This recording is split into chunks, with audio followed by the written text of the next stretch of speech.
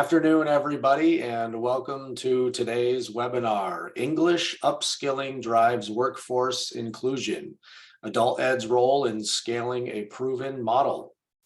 Our webinar is generously sponsored by EnGen, and it's also presented by Katie Brown, Founder and Chief Education Officer of EnGen. So you can say hello to her in the chat box. Let us know where you're calling in from today. If you have any questions during her presentation, feel free to enter those in the Q&A box. And with that, I'll turn it over to Katie. Thank you. Thanks, James, and thanks for having me.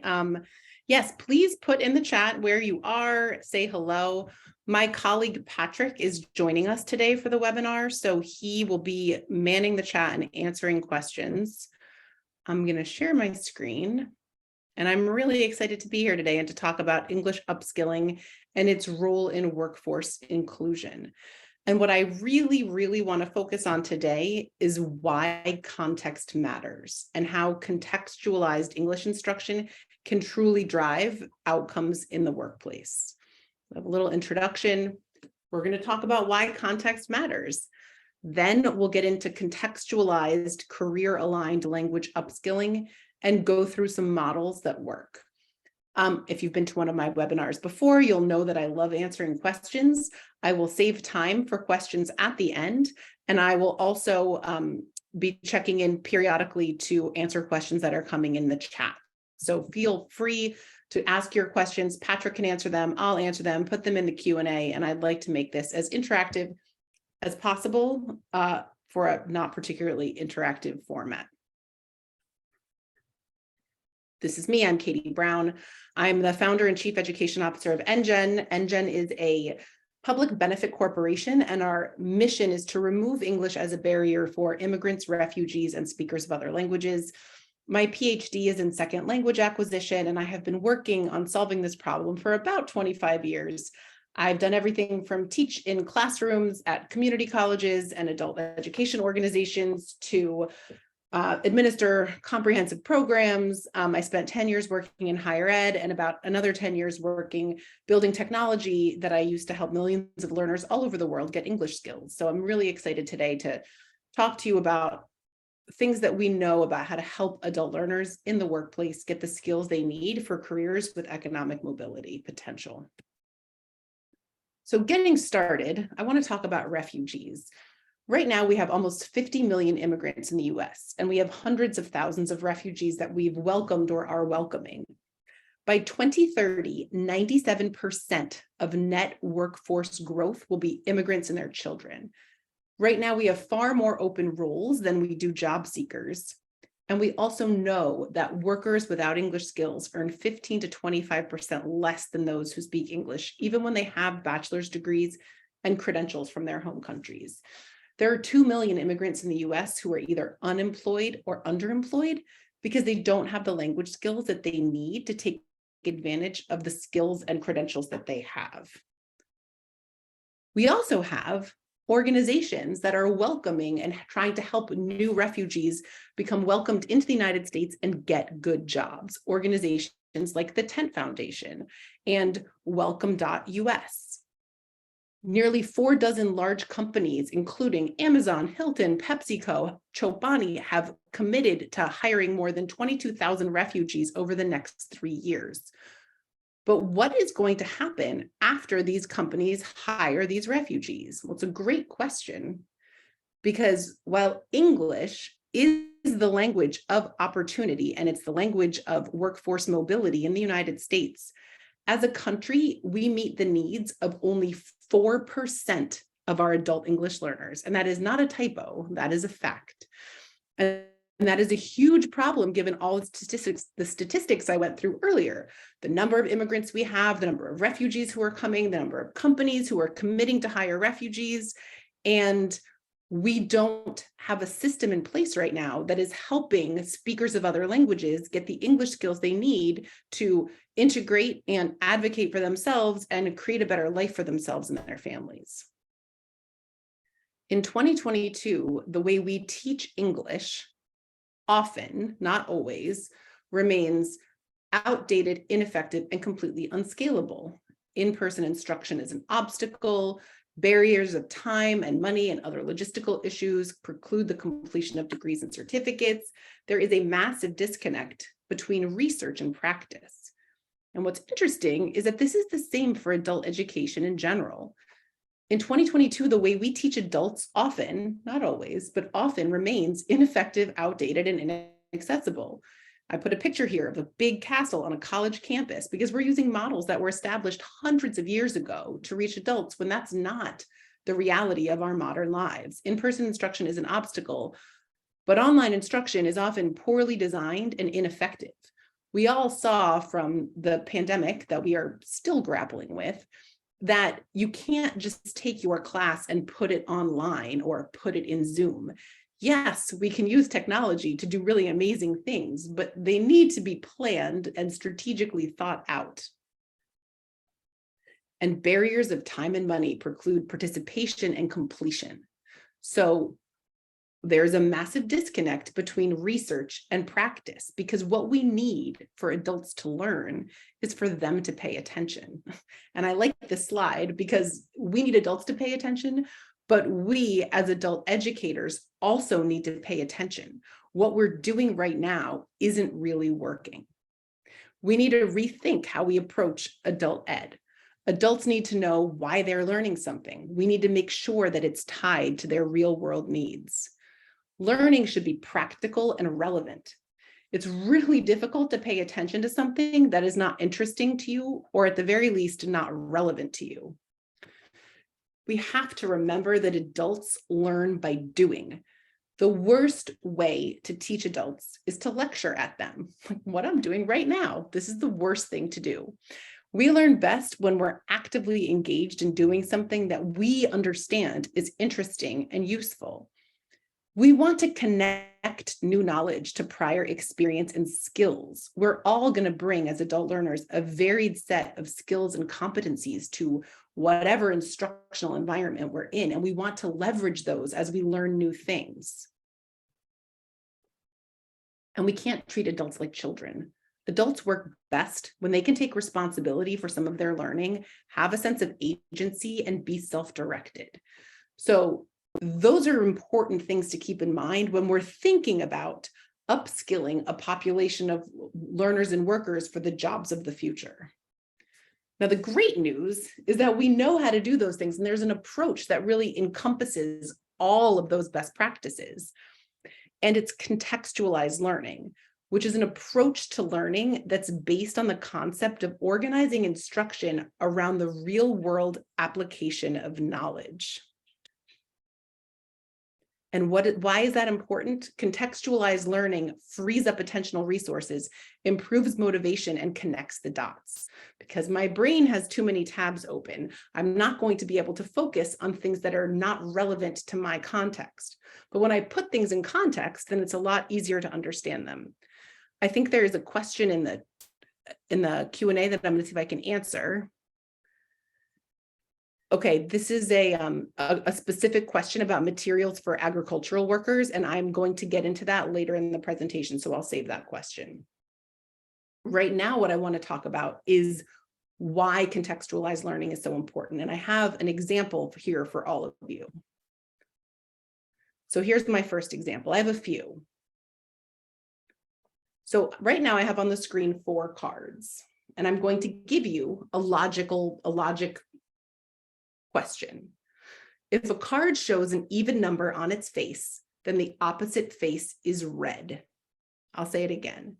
If a card shows an even number on its face, then the opposite face is red. So now, and feel free to chat this in, which 2 cards do I need to turn over to test whether or not that's true? Go ahead. This is really hard, so it's fine if you don't get it, but chat in your answers, please.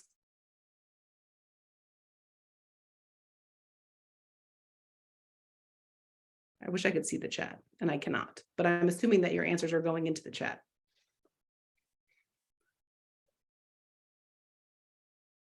Yeah, people are putting them in the answers. So this is a really hard question to answer because you have no context for these numbers in these cards. The answers are 8 and brown. I need to turn over an 8 to make sure that the opposite side is red, because I said if a card shows an even number on its face, then the opposite face is red. I need to turn over the brown card to make sure that the opposite side is not even. It doesn't matter about the 3 because I didn't say anything about odd numbers. I also didn't say anything about the red, about the proposition was not including the red card. So the only 2 I have to check are 8 and brown. That's super hard. However, what if I gave you the same cards with different things on them? And I said, if a card has an alcoholic beverage on its face, then the opposite side has to have an age over 21. Which 2 cards do I have to check? This is super easy because we have context. It doesn't matter about checking the soda. You can drink that at any age. And it doesn't matter about checking the 25 because you can drink whatever you want. But we have to check the 16-year-old to make sure that the opposite side is not an alcoholic beverage. And we have to check the beer to make sure the person on the other side has a number that's over 21. This is the same exact thing, but one way is presented in a context that makes sense, and the other way is presented out of context. So one set of questions is talking about random disconnected data points, and the other set is using a familiar context with familiar known rules. One example of why context matters. Here's another one. Imagine if someone gives you these directions. They say, roll 5 dice a total of 18 times. Every 3 rolls, choose a number between 1 and 6. You cannot repeat this number. You don't have to re-roll all of the dice in the second and third of the 3 rolls. I mean, I'm not even going to read this whole thing to you because it looks absurd. Like, what is this? It would probably take you forever to figure out what this was talking about. But what if I gave you those directions while I showed you this Yahtzee card? So you could see that what I was doing was giving you directions for how to fill out the Yahtzee card. Even better. Yahtzee, how to play. The object of the game is to roll dice for scoring combinations to get the highest total score. Give each player a scorecard. Each player rolls all 5 dice. The highest total goes first, then play proceeds clockwise. On your turn, you roll the dice up to 3 times, stopping before that if desired. You roll the dice out of the cup. On your first roll, you roll all 5 dice. Set any keepers aside. The second and third rolls, you can re-roll any or all of the dice from any previous. Again, I'm not going to go all the way through and make you. Yahtzee, Hold on. how to play. I'm not going to make you watch the whole Yahtzee presentation. But you see my point, which is that presenting something in context makes more sense than when it's decontextualized. The rules are super confusing for Yahtzee, but if you're playing it with somebody with the dice in front of you, you pick them up pretty quickly. So for my third example, we're going to start talking about language learning. Imagine that you're looking at a beginner ESL curriculum intended for learners who know 0 English. And these are the topics you're going to learn. Things like first English class, in the classroom, numbers, around the clock, the calendar, places to go. Well, first of all, my rule earlier, which is don't treat adults like children, we're already violating that rule because this is what kids learn when they go to classrooms, not adults. And second of all, if you actually watch the lessons, what you see is somebody teaching the numbers with dates. So, okay, that's a context, but it's not contextually appropriate. This teacher's having the students just read these dates on the board out loud, which isn't something that ever happens in a real world task. No one ever sits a bunch of adults down in a classroom and asks them to all repeat in unison after the teacher April 2nd or July 4th. But what if we looked at beginner English in terms of the real world needs of the language learners, like basic email skills? So how to type an email address into the contact of your phone, who email providers are, how to make a good email account. Those are the kinds of tasks that learners actually have to be able to do. So learning things like numbers and dates and the alphabet make a lot more sense when you're doing it with a context that is actually relevant to your needs and something that people actually have to do in the real world. What's the difference? Context. The first lesson is teaching learners about numbers and dates in a completely decontextualized way. Those students on the left are all just saying April 2nd out loud. And the second is immersing learners in a real world task, which is adding a context information to a phone and then confirming they've understood it. And you can see the distractors here on the right are variations of this email address that a learner or a person is very likely to confuse, mixing the 7 and the 8, mixing the letters in the email address. This is the kind of thing we all do every day, and we can use all day, every day, real world examples to teach English. Because learning a language works best when it's done in a contextually appropriate way. So let's explore some models. Before that, though, I'm going to see if we have any questions. Any questions in the Q&A? Anybody want to put any questions in the chat? All right. So what the point of today's webinar is talking about how when you're teaching somebody the English skills that they need when they first arrive in the US, or when they are, they've been here for a long time and they've not had access to English instruction, you are probably helping adults, and adults are either learning English because they want to improve their English for the job they have now, or for a job they want to get in the future, whether that's going to be getting promoted directly at their current employers, finding a new job, getting a credential, or getting further education, or the English they need for their real world integration goals. So the first thing you need to do when you're trying to get people the English they need for a specific career is to start with a needs analysis. Who's learning English? Why do they need to learn English? What do they need to do with it? Will they need to read, write, listen, or speak? What tasks do they need to complete? And can we find real examples of the language? Going back to my last example, can we find examples of people using the language in the same way that you need your adults to? Yes, I will be sharing the PowerPoint with everybody afterwards who would like it. So how can adult education drive enrollments for their programs and also unlock opportunity for speakers of other languages with flexible contextualized programs that remove barriers and meet learners' needs? And I have 4 examples of models that I have seen work: employer-based programs, English boot camp programs, integrated education and training programs, and pre-apprenticeship programs. So we'll go through them one by one. All of these are using a contextually relevant approach to English instruction to help learners. Workplaces are ideal environments for contextualized language learning, and I just wanted to walk through why. It's because learners receive meaningful, targeted training in an environment where they can actually use it. So the English training that they're getting while they're at work is tied to their workplace needs, which means they can start practicing it right away.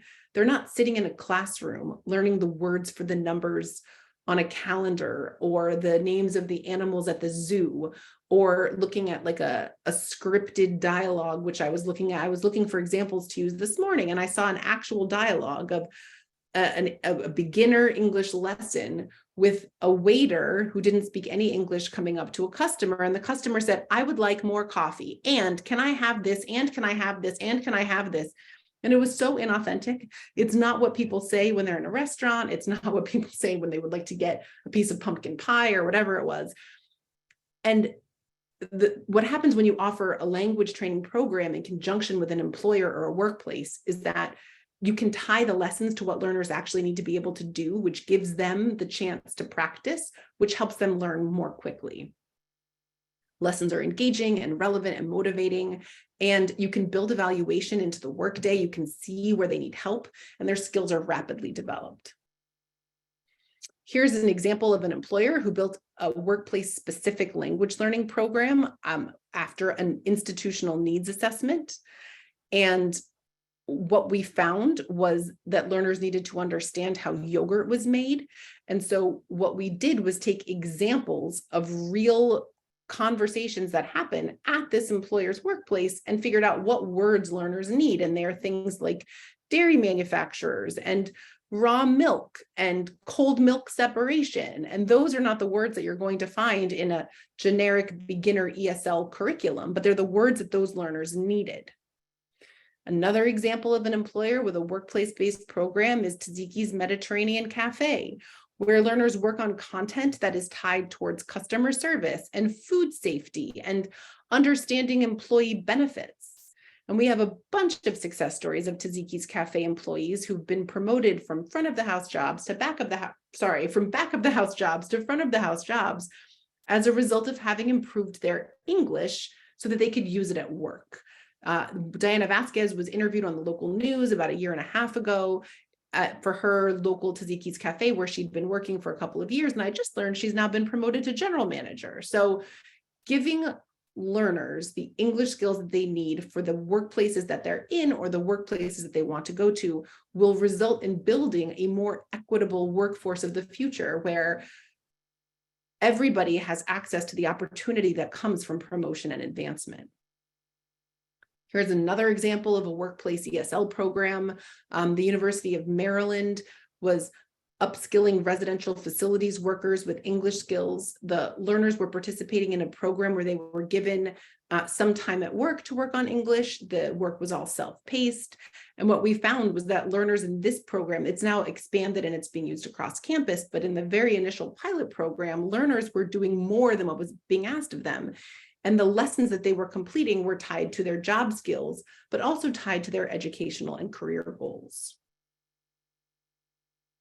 One of the models that I mentioned after the workplace-based models were the boot camp models.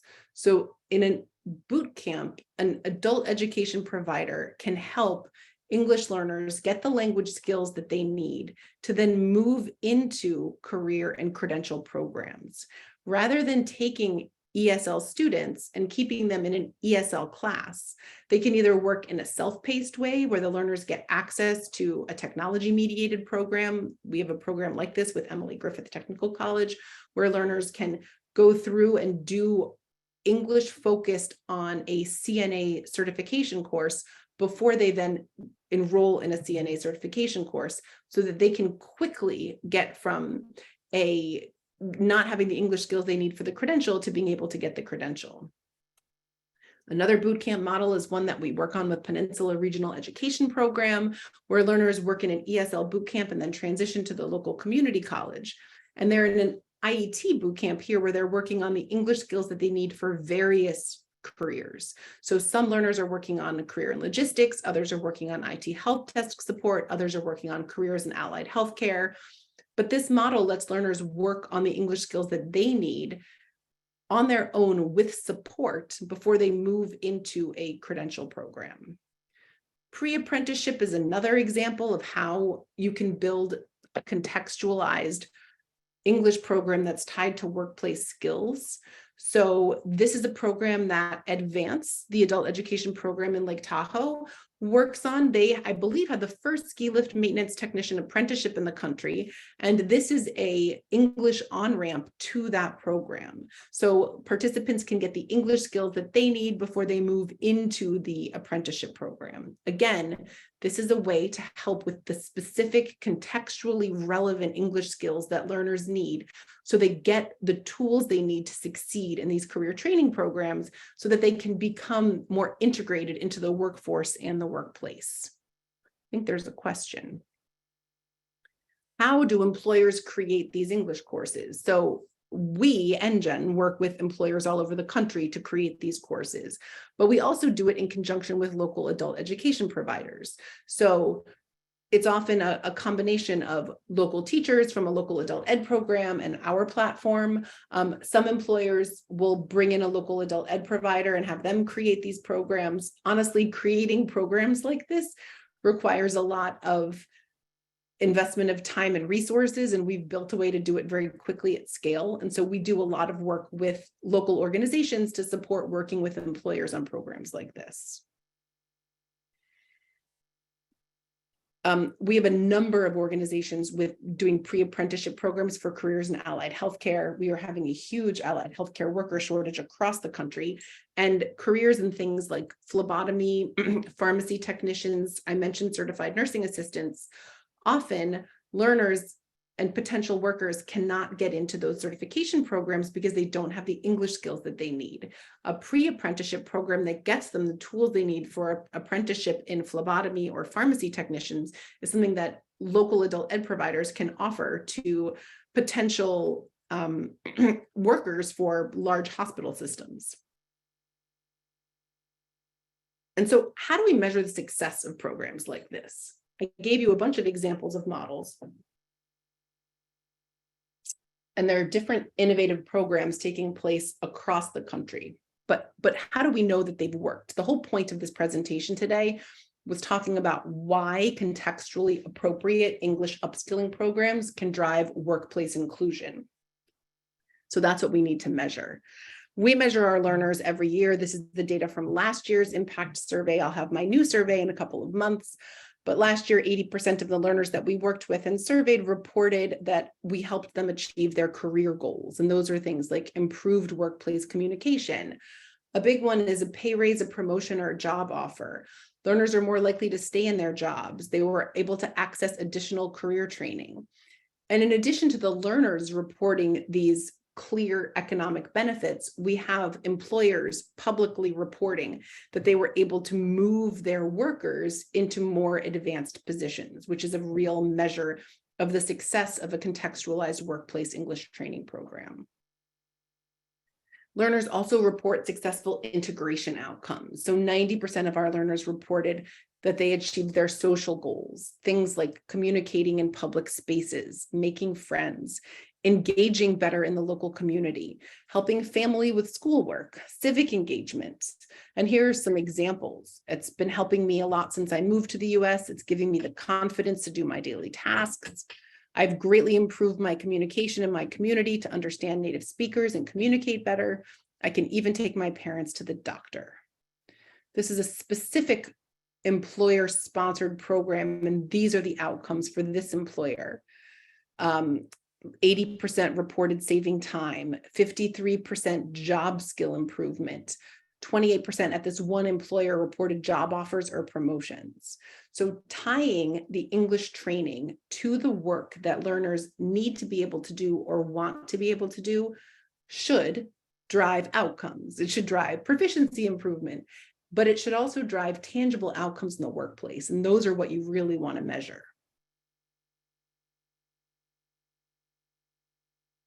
What are my takeaways? Our current system is not meeting the needs of working adults, especially immigrants and refugees, because context is critical for successful learning. You want to link training to real-world outcomes. You also want to include adults in the learning process. They're often going to supply their own context. One of the myths about language learning is that it's studying a content area. And if you want to learn a new language, you just go sit in the classroom and then the teacher will give you the language, just like giving you instruction. And that isn't how it works. It's a lot more like learning how to cook or surf or play a musical instrument or ride a bike. You have to use the language to do real things. And so when adults understand that, when your adult education program helps your current learners and your future learners understand that their training needs to be tied to their needs and they need to practice using the language to do the things they want to be able to do, a light bulb goes off for them. And they realize that the more personalized you can make the instruction, the better it's going to be. And they will often come with things that they want to be able to do in English. So this is something that you can solve at a grand macro strategic level by investing in building customized English courses. It's also something that you can do by empowering your adult learners to come to your classes with the things that they need to be able to do. Because this kind of contextualized English training can help us all build the workforce of the future. Because if we don't do something right now to help all of the immigrants, refugees, and speakers of other languages who are here, who are working, but who need English skills to be able to advocate for themselves and access opportunity, then we are going to be in real trouble when 97% of net workforce growth is immigrants, and we don't have a system of helping people get the English out of the way so that they can get the skills that we need for the jobs of the future. I started the whole presentation by talking about refugees and about welcoming them. And welcoming them is the first step, but it's not the only step. And so organizations that are welcoming them and offering them jobs are going to be turning to local adult education providers for help in getting our refugees the English skills they need for integration and advancement. And we need to make sure that we are putting them in a position to succeed by giving them contextualized, relevant English that will help them help themselves and help their families. And so I think that that's what I have prepared, but I would really love to answer questions. I hope I have some. There's a few in the Q&A. One of them is how will you be, yes, I'll be sharing the PowerPoint. Okay. How do you convince community college ESOL faculty who teach beginner language learners dates, numbers, the ABCs in a decontextualized way that it is not effective for adult learners? It's the way they, and me too, were taught to teach. Well, the same way you teach adults anything, you ask them, do you think this is effective? Why?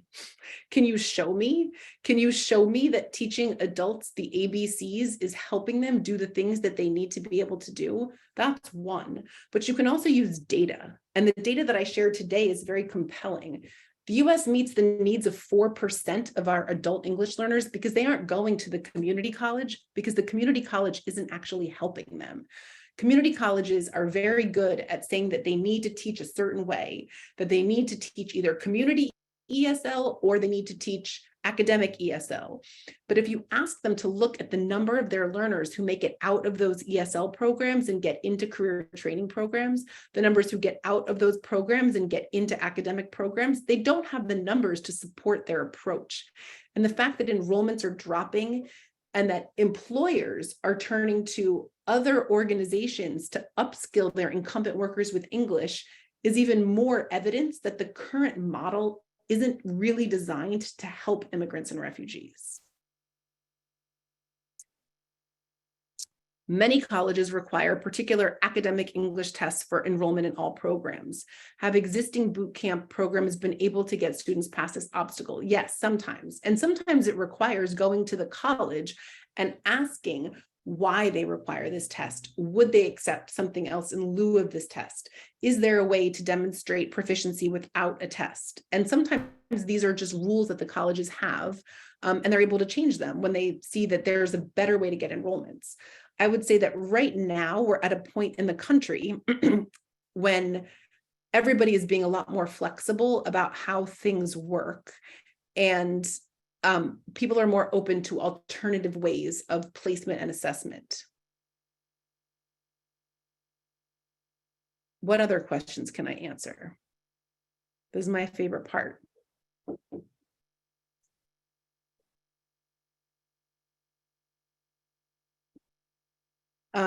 Are there any questions in the chat?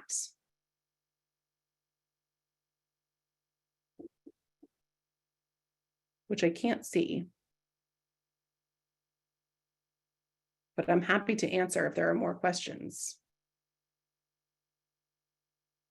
And there's a special guest in my webinar.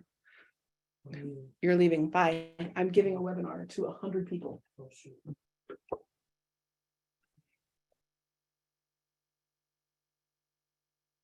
Well, if there are no further questions, I don't really have anything else. Oh, there was one other question about materials.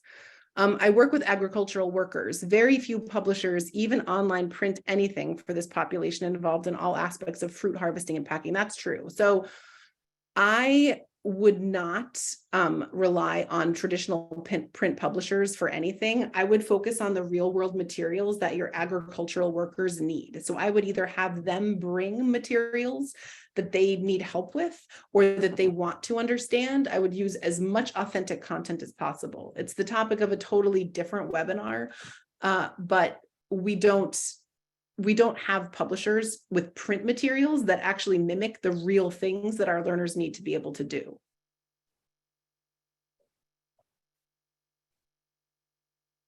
Okay, another question. The main population of our adult school are beginning level students. They almost do not speak English and have less than 12 years of schooling in their own countries. How would you teach them?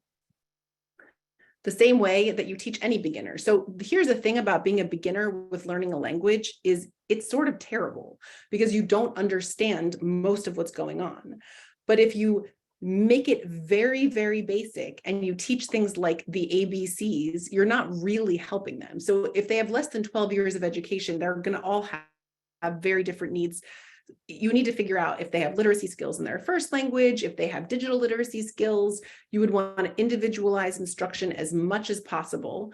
And then you would start with the real world tasks that you can accomplish as a beginner. Like a beginner in English can go and get an email address, and you can read a very simple email conversation, or you can learn to write one. But rather than starting with like, hi, my name is Katie, which no one ever says when they introduce themselves, unless they're giving the beginning of a webinar, you could have them watch the beginning of you could have them watch examples of movies where people are doing introductions. You could talk about listening to voicemails people leave, like use as much authentic content as possible, even with the beginners, and make sure the beginners know that they won't understand everything, and that's okay. You don't always understand everything when you're learning a new language. It's hard, you're confused. You want them to understand one word, because the next day they'll understand 2 words, and the next day they'll understand 3 words. And if they watch something 3 or 4 times in a row, they'll pick up more words. You want them going out into the world trying to notice English and use English to do real things, because it works much better than trying to teach them all the names of the animals. Let's see. My program is paid by GED testing. How can I convince my boss that contextual teaching will help people pass the GED? It won't. I mean, it will. If you teach the GED, like if you teach what's on the GED, then people will pass the GED.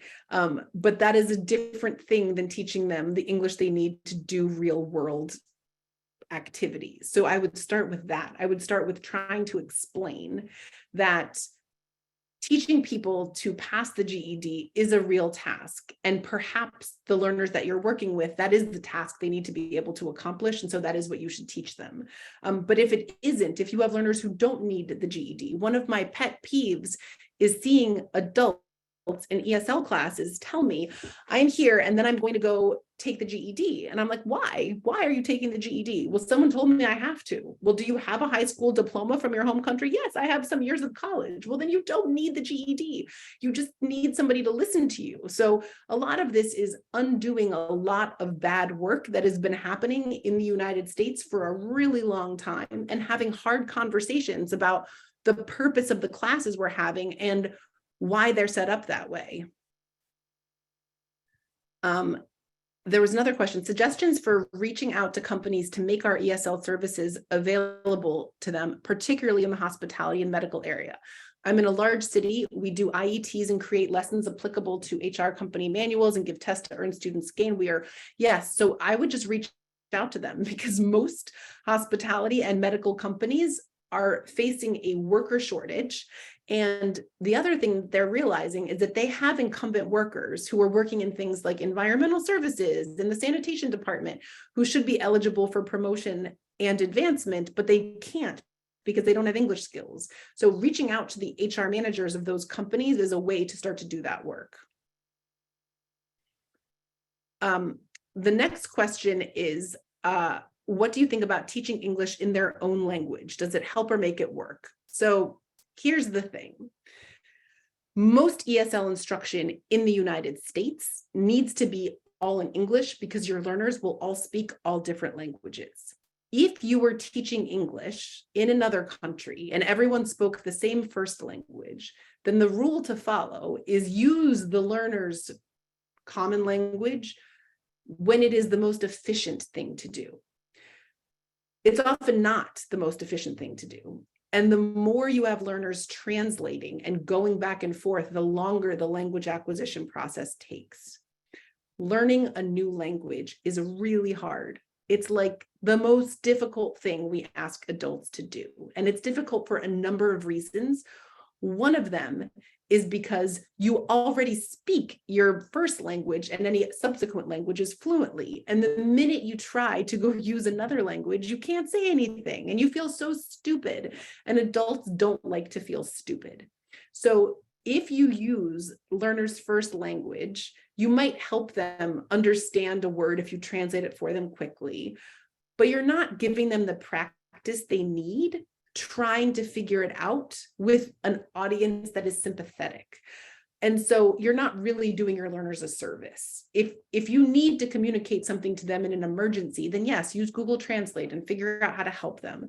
But for the most part, you should get them to start thinking about the time they spend with you, working with you in your classes as getting the practice that they need to use English out in the world. And often just acknowledging that something is super hard helps, because not everyone knows it. Many of our adult learners here learning ESL, they never tried to learn English before. They never needed to learn another language. They learned the language they spoke at home, and then they were forcibly removed from their countries, resettled here. Everything is confusing, and now they're learning a totally new language that they didn't want to learn in the first place, and they've never even learned a language. And so sometimes just making sure that they understand how language learning works, that it's hard, that it's uncomfortable, but that it does get easier, and that the only way out is through, is helpful to adult learners.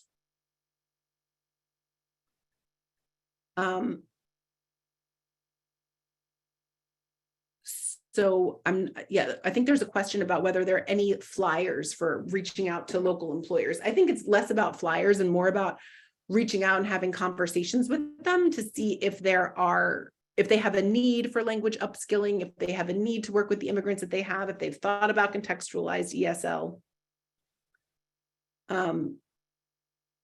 I think I answered all the questions, and maybe maybe I can see the chat now. Now that I stopped sharing my screen, I can see the chat. So I'll see if there's anything in here. Perfect. I think we're having the webinar poll, which I guess means we're finished. But thank you all for your time and attention. We will share the slides afterwards. If there are any questions in the chat I didn't get to because I didn't see them, I can answer them afterwards. I really appreciate everyone's time and attention. We definitely don't have to end now. I just wanted to throw that up in as kind of time filler while you were checking the chat for questions, Katie. So if you want, we still have plenty of time. So if you want to go through the chat and see if there's anything else. I think we're good. I mean, if anyone else wants to put another question in here, feel free to do it. Okay. Yeah, but I'll share the slides. And I can see lots of people echoing what I'm saying here, which is great. Yeah, so we need learners to practice. Thank you for having me, James. It's always a pleasure. It's a pleasure hosting. I want to thank everybody for joining us today. That was another excellent presentation. I think I saw a question about the materials being shared on coabe.org, and yes, this presentation will be shared on coabe.org along with the PowerPoint. It usually takes about 24 hours for us to get it posted after the conclusion. So if you could just take a minute, fill out the poll. Once you do that, feel free to log off. I just want to thank everybody again. I hope everybody has a great day and a great rest of the week. Thank you, Katie, for another awesome presentation. And I'm sure we'll see each other soon. I'm sure we will too. Thanks, James. All right. Bye-bye.